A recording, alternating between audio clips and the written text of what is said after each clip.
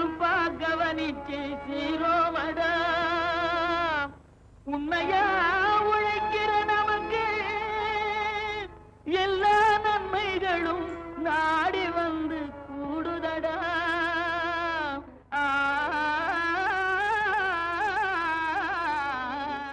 மாத்தி யோசிச்சேங்க பகுதியில் இன்று உருளைக்கிழங்கு, கேரட், முட்டைக்கோஸ் சாகுபடியில் வெற்றி கண்ட விவசாயி திரு ஜி பிரேம்குமார். இவர் நீலகிரி மாவட்டம் ஊட்டி ஃபிங்கர் போஸ்ட் பகுதியை சேர்ந்தவர்.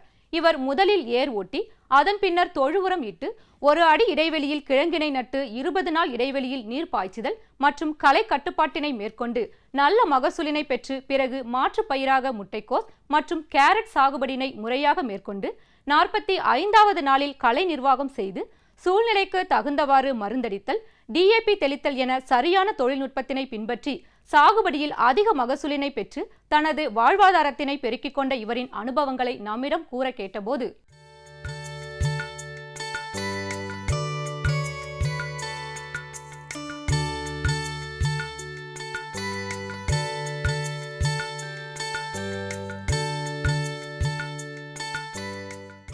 இது வெள்ளம் பண்ணணும்னா ஃபஸ்ட்டு எரு போடணும். நாட்டெருவு, சாணி எருவு போடணும். போட்ட பிறகு வண்டி ஓட்டணும். டிராக்டரோ ஏதாவது முள் போடுறதா இருந்தால் முள் போடலாம், வசதியை பொறுத்து. அப்புறம் வண்டி ஓட்டின பிறகு பார் அடிக்கணும். பார் அடித்து கிழங்கு ஒரு ஜானுக்கு ஒரு ஜான் கிழங்கு வைக்கணும். கிழங்கு வச்சோன்னா எருவு போடணும். என்பி எருவு போட்டு போரட் போட்டு மண் மூடிடணும். 20 நாள் கழித்து தண்ணி ஓட்டணும். தண்ணி ஓட்டி முடித்து பயிர் வரும். அப்போ தான் மேலே அப்போ மருந்து அடிக்கணும். அப்பப்போ ஒரு மருந்து அந்த ஸ்டார்டிங்கில் பூச்சி மருந்து ஸ்டார்டிங். அப்புறம் கொஞ்சம் செடி வளர்ந்த பிறகு களை பண்ணுவோம். களை பண்ணி அப்போ மருந்து சீக்கிரம் இருந்தால் அக்ரோபட் போட்டு M45 போட்டு 2 மிக்ஸ் பண்ணி அடிப்போம். ஒரு வாரம் விட்டுருவோம். அப்புறம் திரும்பி ஒரு தண்ணி, அப்புறம் திரும்பி மருந்து. அப்புறம் செடி இந்த அளவுக்கு வந்துடும். இந்த அளவுக்கு வந்தப்போ திரும்பி களை பண்ணுவோம். களை பண்ணி முடிச்சோன்னா ஒரு மருந்து அடிப்போம். ஒரு 8 நாள் ஆன பிறகு மண் கட்டுவோம். மறுகளை, அதாவது மண் குப்புவோம். நல்லா குப்பி அப்போ ஒரு மருந்து அடிப்போம். அப்புறம் ஒரு தண்ணி ஓட்டுவோம். அதுக்கப்புறம் ஒரு 8 நாள் கழித்து மண் கட்டிடுவோம். நல்லா குப்புணும். ஃபுல்லாக செடி கழுத்து வரைக்கும் குப்புணும். மிஸ்ட்டு வந்த பிறகு நாங்கள் ஒரு நாள் விட்டு ஒரு நாள் மருந்து அடிப்போம். அக்ரோபட்டு இல்லைனா கர்சட்டு இல்லை ரெட் எம்எல் M45 கூட மிக்ஸ் பண்ணி அடித்து செடி காப்பாற்றுவோம்.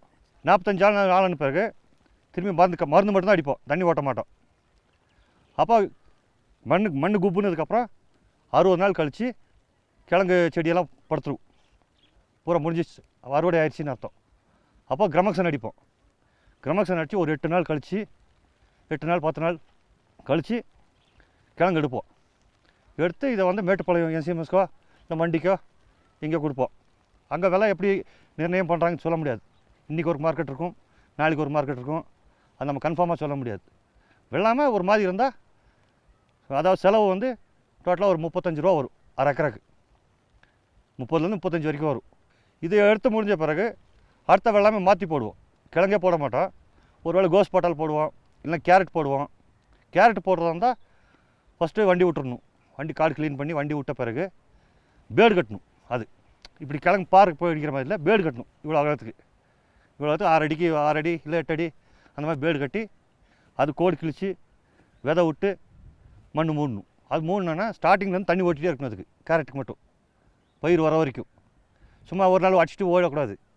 கிழங்குனா தாங்குவோம், கேரட் தாங்காது, முளைப்பு வராது. அப்புறம் ஒரு நாள் விட்டு ஒரு நாள் தண்ணி ஓட்டிகிட்டே இருக்கணும். அது பயிர் வர வரைக்கும் 22 நாளைக்கு வரைக்கும் ஓட்டிகிட்டு இருக்கணும்.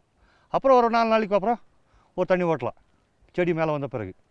அப்போ ஒரு மாதம் ஆன பிறகு எருவு போடணும். NP எருவு போட்டு கொத்தணும். கேரட்டுக்கு கொத்தி ஒரு 45 நாள் ஆன பிறகு களை எடுக்கணும். அதுலேருந்து ஒட்டு பிரிக்கணும். ஒட்டு அப்படியே பிரிச்சுடுவாங்க.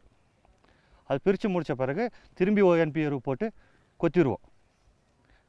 கொத்தி முடித்தோன்னா மருந்து அடிக்கணும். சேம் இதே மாதிரி தான். இறக்கான அடிக்கலாம், M45 கூட எதுவுமே மிக்ஸ் பண்ணிக்கலாம். கர்சட் அடிக்கலாம், அக்ரோபட் அடிக்கலாம். கேரட்டில் தான் கொஞ்சம் லாபம் கிடைக்கும். அதில் கொஞ்சம் செலவு கொஞ்சம் கம்மி. செலவு கம்மின்னா அப்படி இல்லை, கிழங்கு ஈக்குவல் செலவாகுது. பட் என்னென்னா அதில் கொஞ்சம் வெள்ளாமை ஜாஸ்தி வரும். ஒரு டைம் 30 ரூபாய்க்கு விற்கும் கிலோ. அது கொஞ்சம் வெள்ளாமை நல்லாயிருக்கும். அதனால் அதில் கூட கொஞ்சம் லாபம் கிடைக்கும் ஜாஸ்தி. கிழங்கும் கோஸை பொறுத்த வரைக்கும் கேரட்டில் கொஞ்சம் நல்ல லாபம் கிடைக்கும். மிளகு ஒரு வாசனை பயிர். மருத்துவத்துக்கும் உணவுக்கும் பயன்படுத்தப்படும் மிளகு ஒரு பணப்பயிர் என்றே சொல்லலாம். மிளகு கொடி மலை பிரதேசங்களில் பெரிய மரங்கள் உள்ள இடத்தில் பயிரிடப்படுகிறது. மிளகு நாற்றுகளை புதிய முறையில் பசுமை குடிலில் வளர்ப்பது, குழித்தட்டு முறையில் உற்பத்தி செய்வது என பல முறையில் நடைபெறுகிறது. அந்த வகையில் இன்றைய நிகழ்ச்சியில் மிளகு நாற்றுகள் குறித்து விளக்குகிறார் திண்டுக்கல் மாவட்டம் தடியன்குடிசை தோட்டக்கலை ஆராய்ச்சி நிலையத்தின் தோட்டக்கலைத்துறையின் பேராசிரியர் மற்றும் தலைவர் முனைவர் எஸ். பிரணீதா அவர்கள்.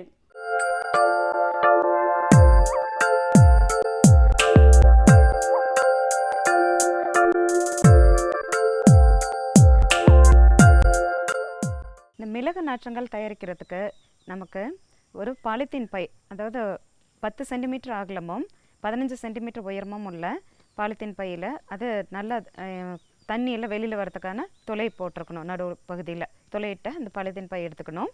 அதில் பை நிரப்புறதுக்காக நமக்கு ஊடகம் தயாரிக்கணும். அதை தயாரிக்கிறதுக்காக மண் 2 பங்கும், மக்கிய தொழு உரம் 2 பங்கும், 1 பங்கு மண்புழு உரம், இதை நல்லா கலந்து தயாரிக்கணும். இப்போ நம்ம தயாரிக்கிற இந்த நாற்றங்கால் பயோ சீட்லிங் இல்லாட்டி பயோ கட்டிங்ஸ்னு சொல்லுவாங்க. ஏன் அப்படி சொல்கிறோன்னா, இந்த மிளகானது வாடல் நோய் அப்படிங்கிற நோய்க்கு அதிகப்படியாக ஆட்படுத்தப்படுது. இதை தடுக்கிறதுக்காக நம்ம என்ன பண்ணுறோம், இந்த ஊடகத்திலேயே ட்ரைகோடர்மா, சூடோமோனாஸ் போன்ற உயிர் எதிர்கொல்லிகள், புஞ்சன கொல்லிகள் அவர்கிட்ட கலந்து தயாரித்து இந்த நாற்றுகளை நம்ம உற்பத்தி பண்ணுறதுனால இதற்கு பயோ சீட்லிங்ஸ் அப்படின்னு சொல்கிறோம். இப்போ நம்ம தயாரிக்கப்பட்ட அந்த ஊடகத்தில் 1 டன் அளவுக்கு உள்ள ஊடகத்துக்கு 1/2 கிலோ அளவுக்கு சூடோமோனாஸும் 1/2 கிலோ அளவிற்கு ட்ரைகோடர்மா, இது ரெண்டையும் நல்லா கலந்துக்கணும். கலந்து இதை பாலித்தீன் பையில் முழுவதுமாக நிரப்பி வச்சிடணும். இந்த நாற்றங்கள் தயாரிக்கிறதுக்கு நம்ம செடியிலிருந்து வெட்டுக்குச்சிகளை தயாரித்து எடுக்கணும். அதற்கு அந்த வெட்டுக்குச்சிகள் அதிகப்படியாக வேர் பிடிச்சி வர்றதுக்கு வருடம் முழுவதும் செய்யலாம். அப்படின்னாலும் அதற்கு சரியான பருவம் எது அப்படின்னு கேட்டோன்னாக்கா பிப்ரவரி மாதத்துக்கு அப்புறமா தான் எடுக்கணும். ஏன்னா அந்த டைமில் தான் வேர் அதிகமாக பிடிக்குது. மற்ற சமயங்கள் வருடத்தில் மீதி சமயத்திலலாம் செய்கிற கட்டிங்ஸை விட இந்த பிப்ரவரி மாதத்துக்கு அப்புறம் எடுக்கிற கட்டிங்ஸில் தான் அதிகப்படியாக வேர் பிடிச்சி வருது. இந்த மாதிரி எடுத்த இந்த கட்டிங்ஸை என்ன பண்ணணும்னா, ஒரு 15 சென்டிமீட்டர் நீளத்திற்கு நடுவில் ஒரு கணு இருக்கிற மாதிரி வெட்டி எடுக்கணும். அந்த கணு அந்த நம்ம நிரப்பப்பட்ட பாலித்தீன் பையில் நடுப்பகுதியில் நடணும். அந்த மாதிரி நட்டு அதை அடுக்கி வச்சோம் அப்படின்னா இந்த குச்சிகளை பனிமூட்டை அறை, அதாவது மிஸ் சேம்பர்னு சொல்லக்கூடிய இந்த பனிமூட்டை அறையில் வரிசையை அடுக்கி வைக்கணும்.